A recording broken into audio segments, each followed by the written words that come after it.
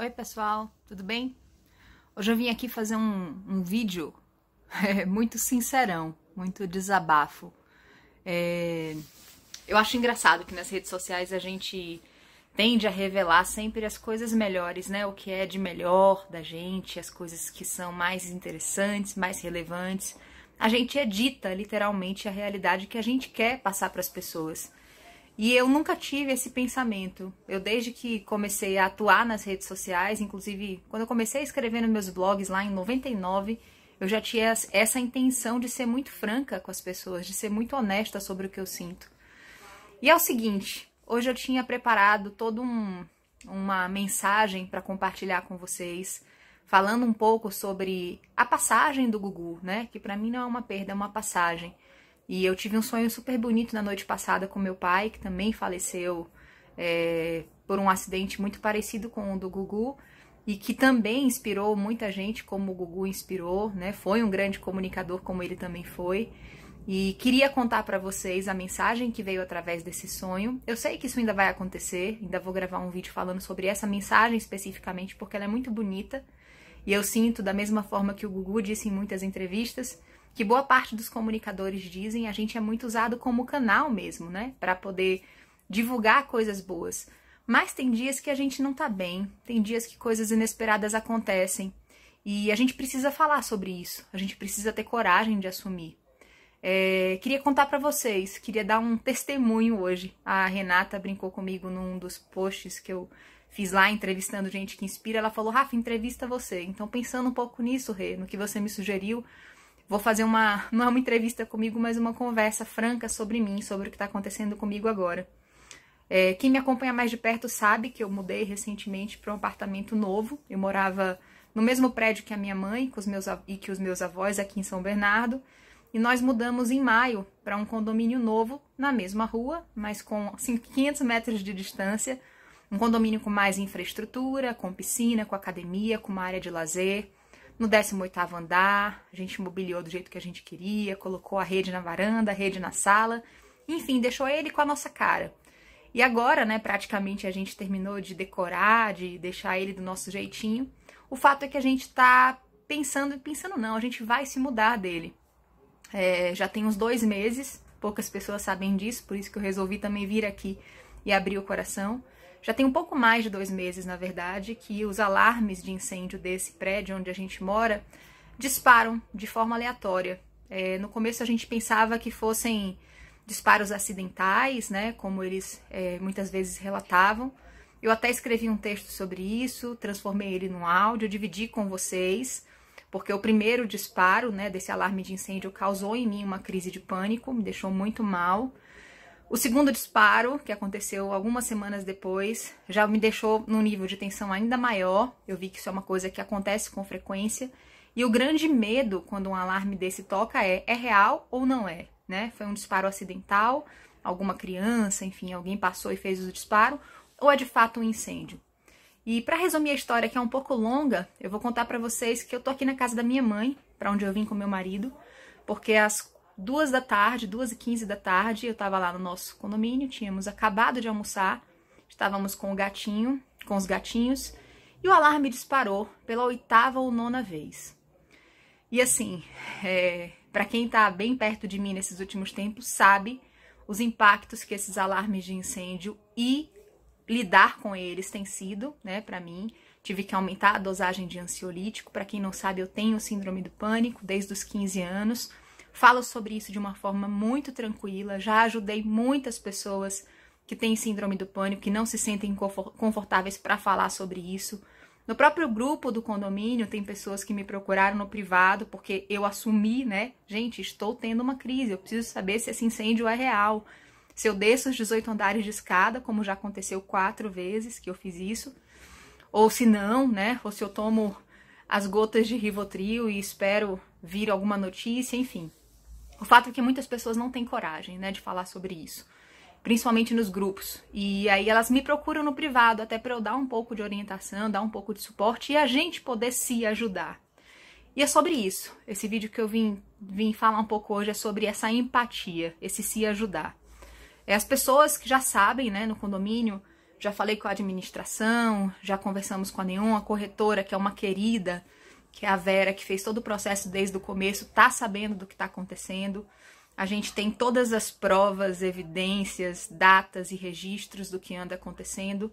Não era a nossa intenção, inclusive a gente não queria se mudar de lá antes desse prazo de 1 ano, mas é isso que vai ter que acontecer, porque eu confesso pra vocês que tá sendo muito tenso nos últimos meses, viver todo dia esperando que esse alarme toque e desejando que não seja um caso de um incêndio real, até porque no dia que for o caso de um incêndio real, vou ser muito franca pra vocês, boa parte das pessoas que moram naquele condomínio vão morrer queimadas, porque elas não descem mais. Então as pessoas já não estão mais nem aí, já sabem que é uma grande brincadeira, já sabem que é alguém brincando, né? Alguém tocou sem querer, acidentalmente, é um teste, como outra coisa que eu já ouvi, é um teste. A gente tá testando, os bombeiros vieram de surpresa. Enfim, nessa brincadeira já foram quase 10 vezes de disparo, entre aspas, acidental e de prejuízo emocional. E é sobre isso que eu queria falar com vocês hoje. Tem coisas que não tem preço. A gente estava agora conversando aqui com a minha mãe, eu e meu marido. Minha mãe falando que se ela fosse eu, que ela seguraria um pouco mais. Minha mãe tem síndrome do pânico também. Eu falei, mãe, você mais do que ninguém deveria saber que o gatilho que é disparado na gente quando uma situação de pânico acontece, ele é completamente irracional. Não adianta eu ter estudado 20 anos, né, de comunicação, mas pelo menos os 10 últimos, liderança, desenvolvimento humano, psicologia, neurociência, e entender os mecanismos que fazem a gente ter medo, ansiedade. Não adianta entender, né, das práticas, praticar meditação, enfim, ter um monte de hábitos que são saudáveis e que ajudam na nossa inteligência emocional, que desenvolvem essa musculatura, quando você mora num apartamento cujo alarme de incêndio, e aí eu teria mesmo que mostrar para vocês o som desse alarme, que depois conversando com o meu psiquiatra eu entendi que ele é mesmo feito para causar pânico em quem não tem pânico. Então você imagina o que ele faz em alguém que já tem a predisposição do pânico. E a iluminação que fica nos corredores, né? Porque começa uma luz vermelha a piscar sem parar, ininterruptamente, até que as pessoas saiam ou até que o alarme pare de tocar. Então hoje, depois de 3 vezes de disparo, entre aspas, acidental, eu tive lá na recepção do condomínio, pedi todos os registros, né, desde que eu mudei pra lá, para que a gente pudesse tomar as medidas legais cabíveis. E aí eu tô falando, vocês me conhecem, eu não sou uma pessoa de brigar, não sou uma pessoa de ir pra justiça, de reclamar por direitos, isso é errado, tá? Fica a dica. Mas eu não sou uma pessoa de brigar, eu sou muito pacífica e prefiro resolver as coisas pelo diálogo, mas tem situações que a gente precisa se posicionar, e essa é uma delas. Então, não é só pela minha voz, né? Não é só a mim que eu tô falando e defendendo. É também as pessoas que não podem falar, que não estão no grupo, que têm necessidades especiais. São os idosos, são os bebês, são as crianças que acabam crescendo impactadas por esses traumas desde criança. Eu fui impactada pelo medo, né? Meus primeiros gatilhos se deram na infância, então eu sei o quanto esses alarmes, só para citar, né, um dos exemplos dos gatilhos, podem ficar marcados na sua vida para sempre. E fica a dica, eu acho que a grande vontade que eu tenho com esse vídeo, gravando ele assim, com essa cara que eu tô, depois de chorar muito, sem nenhuma estratégia, sem nenhum cenário, enfim, um vídeo completamente sincero, espontâneo, que eu nem sei se eu vou publicar e onde eu vou publicar, mas é mais para dividir com vocês que muitas vezes a gente só precisa ter empatia, respeito pela dor do outro, mesmo que a gente não entenda. E geralmente quem nunca teve uma crise de pânico não vai entender o que eu senti hoje, o que muitas pessoas como eu sentem numa crise de pânico. Ninguém vai entender a sensação de morte que dá, que não é racional. A gente sabe que não vai morrer, a não ser que tivesse realmente o prédio pegando fogo. Mas daí a você saber que é real ou não o incêndio, a sua mente já disparou inúmeras possibilidades, já fantasiou e já criou cenários que jogam no seu corpo uma descarga de adrenalina que, sinceramente, não desejo pra ninguém. Só eu sei a falta de ar, o desespero, os batimentos do coração, a tremedeira, a fala que não consegue sair. Só quem vive, só quem já experimentou essa sensação, ou quem convive com alguém, né, que tenha isso com frequência, pode entender em profundidade do que eu tô falando. E se você não entende do que eu tô falando, tente ter compaixão e empatia por essas pessoas, porque um dia pode ser você. Eu conheço muita gente, muita, e até porque eu sempre me coloquei muito à disposição para ajudar as pessoas que têm depressão e síndrome do pânico, que têm ansiedade, e desde cedo eu tenho lido com esses sintomas, eu sempre me coloquei à disposição para ajudar essas pessoas a assumirem, a pedirem ajuda, a tratarem corretamente e a terem uma vida saudável, porque dá para ter. E eu sei o quanto é importante, né, ter alguém por perto que segure a sua mão. Eu já fui essa pessoa na vida de muitas pessoas. E nos momentos em que eu me fragilizo por algo acontecer dessa natureza, o que eu espero é que alguém tenha essa mesma empatia, né? Então os moradores, as 500 famílias que moram lá no meu condomínio, poucas delas realmente estão preocupadas, né, com o que está acontecendo. As pessoas já não estão mais nem ligando para o alarme, já não descem mais. Na penúltima vez que o alarme disparou, que eu desci correndo, estava sozinha em casa, sem o meu marido, que também para mim é um dificultador, né? Sozinha lidar com essa corrida para descer os 18 andares não é fácil. E na hora que eu estava descendo, tinha uma senhora com 2 crianças subindo o elevador, como se nada tivesse acontecendo. E possivelmente nada estava acontecendo de fato, mas e se tivesse, né? E a outra coisa que me vem à cabeça é, por que as pessoas não estão brigando, né? Não estão se posicionando para que isso acabe? Para que essa situação seja resolvida, reparada? Será que elas se acostumaram a lidar com o problema? Né? A considerar, esse é um problema do condomínio, é um ônus que vem junto com o pacote da gente viver num condomínio clube e tá tudo bem? É isso mesmo? A gente tá vivendo num mundo assim? Eu sei que a resposta de muitos de vocês é sim, a gente tá vivendo num mundo assim. É porque eu sempre tendo a ver o copo cheio, né? O copo meio cheio. E eu tendo sempre a ter um viés mais otimista.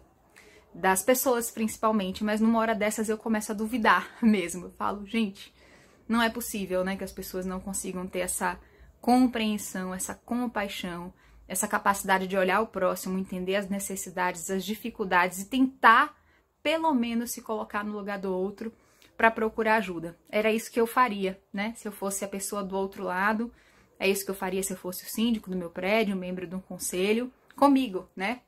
Mas o fato é que a gente vai se mudar de lá, por sinal, se alguém souber de algum cantinho gostoso para alugar, de preferência uma casa, um apartamento em vila, que seja no térreo ou no primeiro andar, ou sendo mais alto, que não tenha questões com alarme, né, com sistema de alarme, porque ninguém merece viver com essa quantidade de disparos químicos que estão acontecendo dentro do meu corpo, né? Não tá sendo fácil. E em paralelo, né, enquanto tá tudo isso acontecendo, eu sigo trabalhando, sigo tentando levar a minha vida normal no paralelo e desenvolvendo novos projetos, inclusive entrevistando pessoas que inspiram, ativar minhas redes sociais, fazendo um movimento para ajudar quem transforma a vida das pessoas a ser mais presente, né, a estar mais visível, entrevistando as pessoas para comunicar amor, que é esse legado e é sobre isso que eu gostaria muito de poder falar hoje, sobre comunicar amor.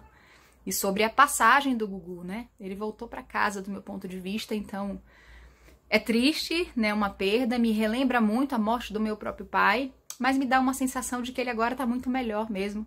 E eu acho bonito ver as homenagens das pessoas falando sobre ele, porque é isso que fica da gente, né? Quando a gente parte. São as marcas que a gente deixa, a nossa capacidade de transformar a vida das pessoas que estão ao nosso redor. É isso que nos torna imortais, porque a vida da gente mesmo aqui em si, ela é muito frágil e ela é muito curta, tudo passa muito rápido. Mas é isso, esse vídeo de hoje era mesmo para ser um pequeno desabafo. Queria contar para vocês que em breve eu vou fazer esse outro vídeo, ou esse outro áudio, ou esse outro texto, eu ainda não sei, sobre a mensagem que eu recebi no sábado, né, ontem, que foi super bonita e eu gostaria mesmo de compartilhar com vocês, porque ela é uma metáfora que não é minha, ela chegou para mim, eu fui só, mais uma vez, através dos meus sonhos, usada como mensageira. E eu preciso entregar essa mensagem, mas hoje, em especial, nesse domingo, eu estou particularmente mexida por essa descarga de adrenalina que o meu corpo sofreu. E eu quis vir aqui para compartilhar com você que porventura também não esteja vivendo momentos bons, que esteja passando por dificuldades, que não tem uma pessoa que eu conheço nesse mundo, uma pessoa que esteja vivendo uma vida plenamente feliz o tempo inteiro. Isso é mentira, isso não existe. Então não acreditem, não se comparem com essas ficções das redes sociais, com essas bolhas que a gente vê, né? De todo mundo sendo muito feliz e querendo que você pense positivo o tempo inteiro, porque o fato é que há coisas acontecendo o tempo inteiro sobre as quais a gente não tem controle e a gente tem que ter muita coragem sim, para admitir que elas mexem com a gente, que elas causam emoções negativas e que isso sim a gente pode trabalhar depois, né? Como eu tenho feito ao longo desses 38 anos de vida, ressignificando impressões negativas. É assim que eu escolhi viver a minha vida, mas não é fácil. Isso que eu queria compartilhar com você. Então, minha empatia, minha solidariedade para você que está vivendo dias difíceis, dias confusos, problemas grandes, perdas, tem muita coisa acontecendo nesse final de ano, né? Muitas dúvidas, inseguranças. Então, minha empatia, minha solidariedade e principalmente, né, um lembrete para você. Isso eu posso dizer com todas as letras e com toda a certeza. A gente não tá sozinho. A gente não tá nunca sozinho. E é muito bom a gente poder ter mãos com as quais a gente possa contar quando a gente estende ela para pedir ajuda. Aqui, graças a Deus, eu tenho meu marido, que me estende essa mão sempre, e amigos muito queridos, e alguns que, por exemplo, se ficarem sabendo que eu passei por isso e não falei com eles, vão ficar bem bravos comigo. Mas que bom que eu posso contar com essas pessoas na minha vida e a elas a minha gratidão, porque é muito bom a gente ter âncoras na vida e é sobre isso que eu vou falar quando eu trouxer para vocês essa mensagem que eu recebi no sábado, tá bom? Que vocês tenham um bom domingo, que vocês tenham uma boa semana. E apesar de tudo que tá rolando aqui hoje, apesar do dia estar sendo especialmente desafiador, eu espero que essa semana eu traga muitas boas histórias para contar, tá bom? Um beijo grande, fiquem com Deus.